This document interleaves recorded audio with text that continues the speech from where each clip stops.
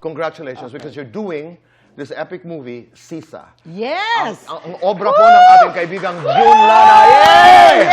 Yes! My God! Congratulations! Oh my God! Tanong, dahil umpisa nang nagsisimula na po pag-usapan itong Sisa, ito bang Sisa na ito ay yung character ni Jose Rizal sa No Limit Angere? Very good question. Okay. Hindi po ito yung hango sa nobela ni Jose Rizal, pero kinuha po yung pangalan dahil may kinalaman sa pagkabaliw.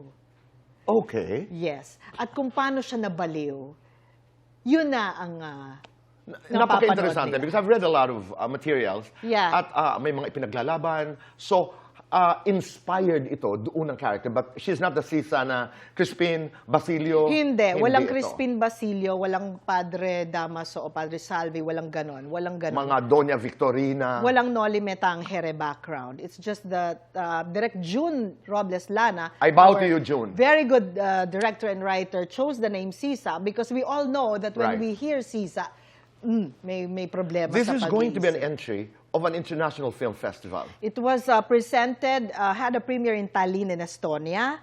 And Kung saan nanalo rin si June.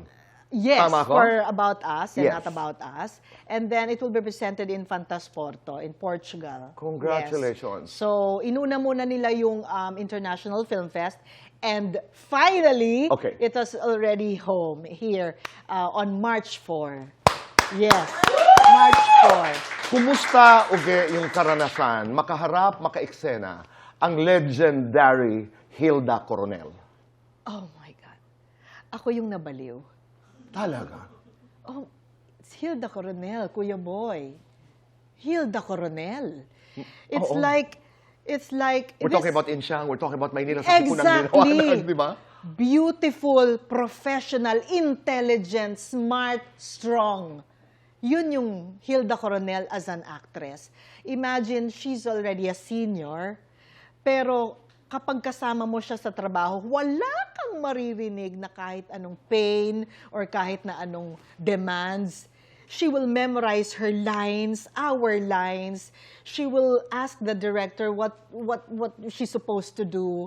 She respects co-actor. Wow, what a training. And she's our only connection, I believe, with our masters, with Lino Broca especially. And everybody, yeah. She's Wow. a living legend. Hilda Coronel po stars in Sisa. Yeah.